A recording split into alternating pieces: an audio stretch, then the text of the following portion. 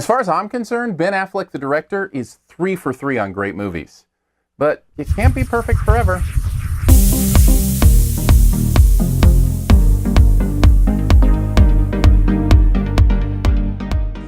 I need ID, Chief. I expect you'd feel that way. You know what happens if you don't help me? No, I don't. More bodies are gonna pile up. More articles like Cigar City Slaughter are gonna get written. And the Chief's gonna get pushed out. You too.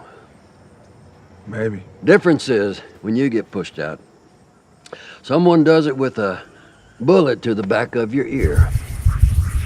Live by Night, or Live by Night, if you prefer, is Ben Affleck's latest movie. He directed, also stars in it, as a 1920s gangster trying to take advantage of prohibition by getting alcohol to people who want to pay for it. But even I know when you're a gangster, you stay away from your boss's money and your boss's woman. What happens when he doesn't? Well, here's 5 things you might want to know about Live by Night. Oh, it's the worst. When you have high expectations and you've built something up, it just doesn't quite live up to them. I'm often left wondering, we'll start here for number 1, if it's my own love of something that makes good movies feel bad. In other words, it's not as great as the other ones, so it just doesn't feel good. I had this with Pixar too, I think when Brave came out. I really liked Brave, but it didn't feel as great as all the other Pixar stuff. And so I'm left wondering, is this a good movie, but just not as good as his other ones? Or is it not a good movie? So I'll just start with a caution there. When it comes to Ben Affleck, he's done such great work that I may be more negative on this than I probably should.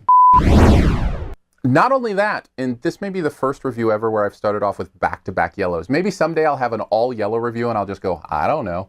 But we're going with 2 this time. Not only is it Affleck, who I love, and I'm not sure if this is great, but it's also a gangster movie. I have this love-hate relationship with gangster movies. Some of the best cinema known to mankind by most people are gangster movies. Godfather, Goodfellas, all those kind of things. And I just don't know that I like them that much. Here's what it is. I get kind of the cool factor, and I buy into it, but I have this little thing in me where I'm like, that's a bad person doing bad things. I can't root for them. I'm not enjoying their success. I'm not enjoying what happens. So I have kind of this back and forth, and I had it here with Live by Night too. I wanted to like Ben Affleck's character. I did like Ben Affleck's character, but he's a gangster. All right, now we've got that stuff out of the way. I'm a very conflicted individual on this one, can you tell? Let's talk about some of the stuff I can see clear on. Let's start here with the good stuff. I love the energy in this movie.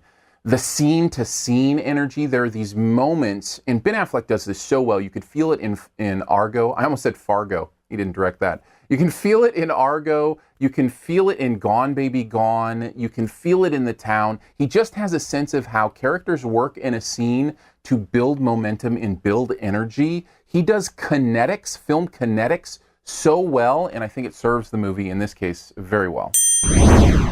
He's also really good at directing your eye. He understands how a camera works, what it shoots, and how that relates to the audience.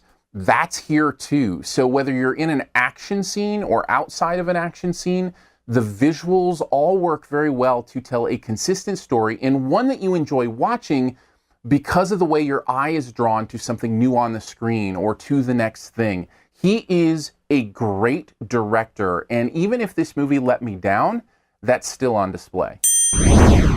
So what can I put my finger on here as far as the letting me down part? What is the negative? I think it comes down to this, and it's a big one. This is bloated. It's too big. It's sprawling, I think is the word. Now, sprawling isn't a bad thing if you're writing a novel, which this is based on, I think a Dennis Lehane novel. It's not a bad thing even if you're doing maybe a TV series. You can be a little more sprawling. You can go to different places. But when you're trying to do a feature-length film of about 2 hours, you can only go so many places. And I just feel like there's too many characters, too many plot lines, too many things we're supposed to understand. He does it well enough, but I think he just bit off a little more than he could chew. Overall, Live by Night is a disappointing letdown from an amazing director. Still a solid movie. I give it a B-. Thanks for checking out this Your Movie Friend review. We'll get to the best ever challenge here in a little bit. First, I want to let you know there are some ways to connect beyond this video that I would love to hang out and talk movies. We can do it on Twitter, Aaron Dicer, AARONDICER. We can also do the podcast thing. Every week we do a podcast called SiftPop, SiftPop. You can download it, listen to it. However you do your podcast, it should be available there. We would love to have you be part of that community. It's a lot of fun. All right, on to the Best Ever Challenge. This is where you name the best movie ever in a particular category. Also try to identify my choice. What is the best gangster movie ever? Now, I already admitted I have issues with gangster movies. I'm going to take so much flack for that, I know. So this was an interesting one for me. I know a lot of people will say the ones I mentioned in the review. I'm going to go with the one that digs up Aragorn's hidden past. I'm going to be a little subtle. See if you can get there. Take a guess at mine in the comments. First person to get it right does get a point. As always, here's 5 extra seconds. If you want to hit subscribe, I'd love that. Just click the logo right down in this corner.